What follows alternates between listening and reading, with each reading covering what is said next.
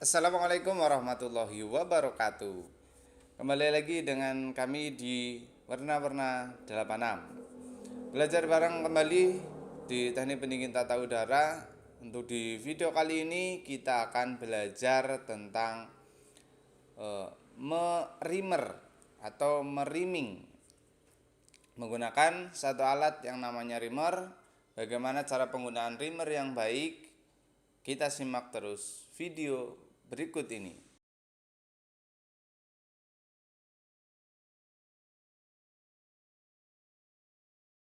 Baik teman-teman, sebuah rimmer itu penting di sebuah instalasi, khususnya di instalasi tata udara AC domestik. Kenapa? Karena ketika hasil flaringannya tidak bagus atau pecah-pecah, maka kemungkinan besar akan terjadi kebocoran. Untuk mencegah kebocoran tersebut, maka pemberlakuan pipa setelah proses pemotongan itu sangat penting. Pemberlakuan pipa setelah pemotongan salah satunya adalah kita membersihkan bekas potongan di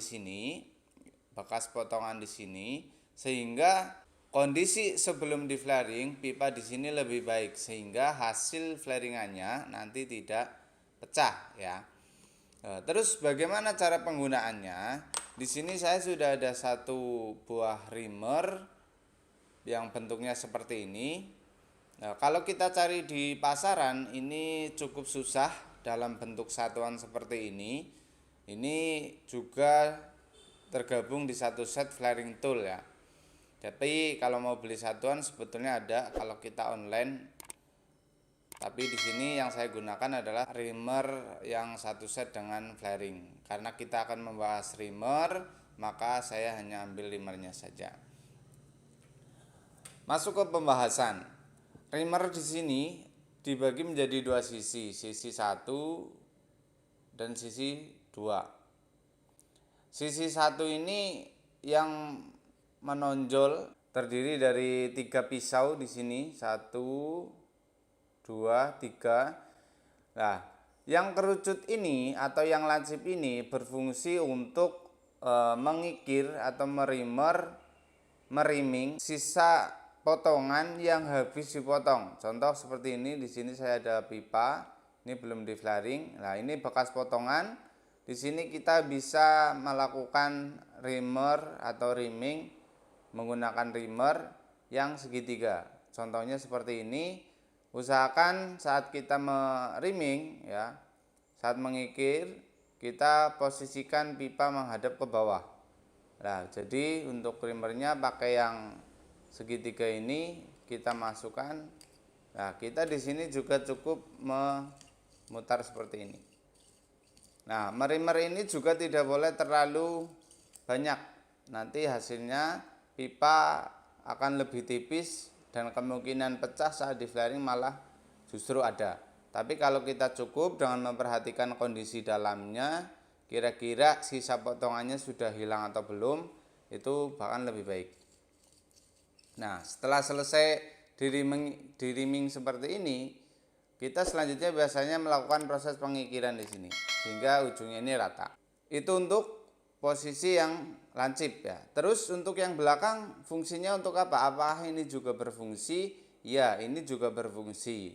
Di mana ini difungsikan? Di saat kondisi pipa sudah di flaring ya, maka kita akan melihat beberapa ujung yang kelihatan sedikit pecah-pecah. Nah, kita bisa menghilangkan menggunakan amplas, tapi kalau tidak ada amplas, nah yang kita gunakan adalah posisi rimmer yang posisinya ke dalam ya. Kalau ini kan yang lancip, lah ini yang ke dalam. Nah, kita gunakan prosesnya sama. Itu hadapkan ke bawah posisi pipa yang sudah di flaring, kita kondisikan atau kita rimmer. Menggunakan rimmer ini kita rimming seperti ini. Prosesnya sama. Sehingga itu akan menghilangkan namanya pecah-pecah yang sedikit di sini. Ini berlaku jika hasil flaringannya itu pecah hanya sedikit ya. Tapi kalau pecah sobek itu harus ganti. Ya, caranya sama. Ada rimmer ada dua sisi, yang lancip untuk kondisi setelah dipotong, yang masuk ini yang ke dalam ini itu untuk setelah proses flaring. Begitu teman-teman. Jadi begitu teman-teman untuk proses rimming menggunakan rimmer yang jenisnya seperti ini. Ada dua fungsi, fungsi yang lancip dan fungsi yang dekok atau yang ke dalam ya. Yang lancip untuk proses setelah pemotongan, yang dekok setelah proses flaring. Dengan cara ini mudah-mudahan instalasi AC kita tidak terjadi kebocoran. Karena ketika terjadi kebocoran itu kita bisa memakan waktu untuk proses perbaikan kebocoran tersebut. Selain waktu yang kita gunakan, kita juga harus mengeluarkan bahan. Biasanya ada nitrogen atau juga bisa menggunakan refrigeran sesuai jenis yang ada di AC tersebut. Kalau ada bocor otomatis kita kehilangan bahan-bahan tersebut. Baik teman-teman, itu yang bisa kita sampaikan hari ini di video kali ini. Semoga bermanfaat. Apabila ada masukan silakan tulis di kolom komentar. Jangan lupa di like, di share. Semoga bermanfaat. Jangan lupa subscribe Warna-Warna 86. Terima kasih. Assalamualaikum warahmatullahi wabarakatuh.